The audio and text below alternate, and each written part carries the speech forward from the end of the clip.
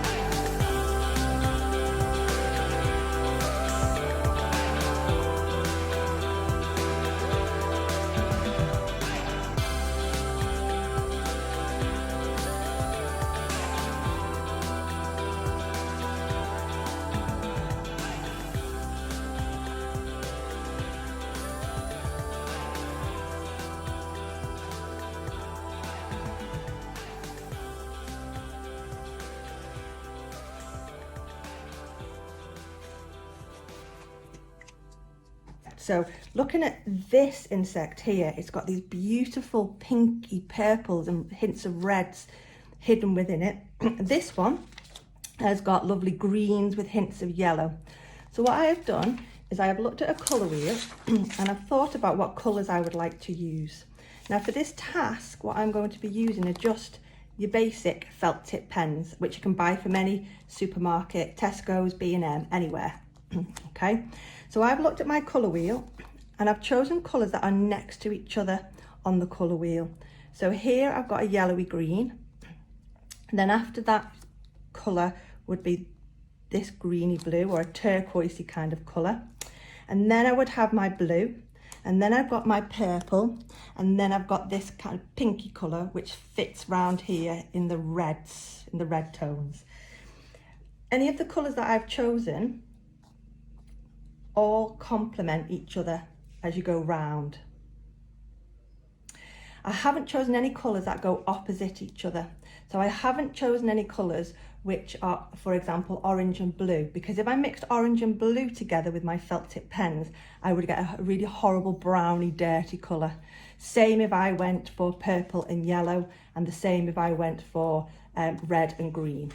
So I've chosen them so they are next to each other on the colour wheel as we go round.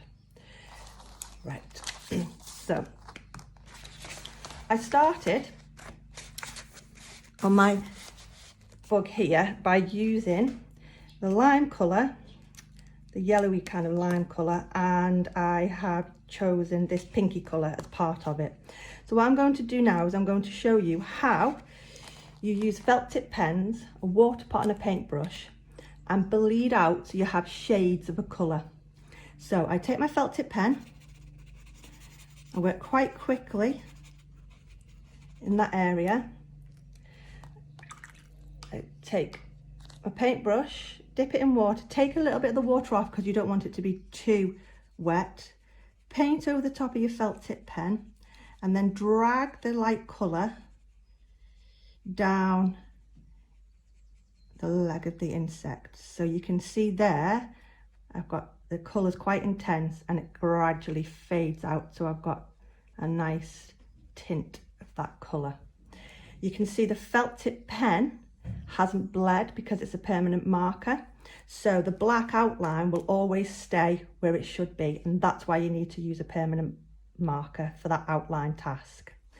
So now what I'm going to do is I'm going to look at possibly making these stripes quite interesting. So I'm going to go for my stripes, I think, with these shades of colour. I'm going to start with the blue first, and what I'm going to do is I'm going to put the blue, I'm going to try put one on either side like this, and then use the water, take the excess water off again. I think what I might do is bleed them into the middle so we've got a light tone there in the middle, and then I'm going to change to this colour. Possibly do the same again because I'm wanting this insect to look really bright and vibrant. Now what this felt tip pen will do is give you the effect that you're actually painting your insect. In actual fact, you felt tip pen and just water. And then the last one is going to be a light table.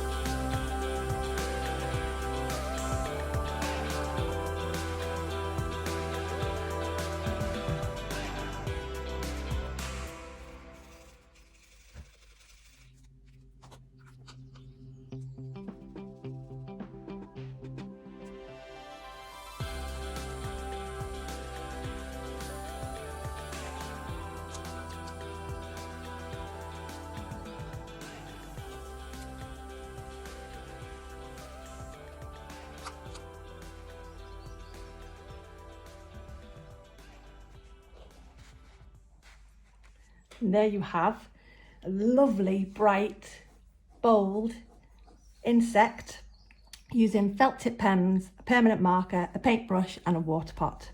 That's my fly, buzzing fly insect, and here's another one that I was doing yesterday, which is a butterfly, and I've used on this one warm colours, yellow, orange and yellow, red, orange, yellow in the middle, and then my cool colours of blues and greens around the outside looking at my colour wheel.